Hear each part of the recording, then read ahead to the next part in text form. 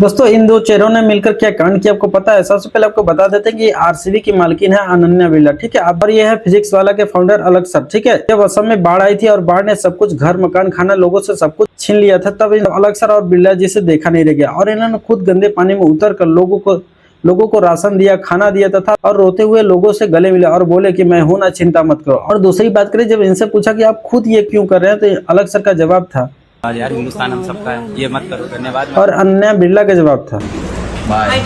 दोस्तों काश हमारे देश के सारे अमीर ऐसा होते। और एक लाइक तो जरूर कीजिएगा फ्रेंड। Thank you.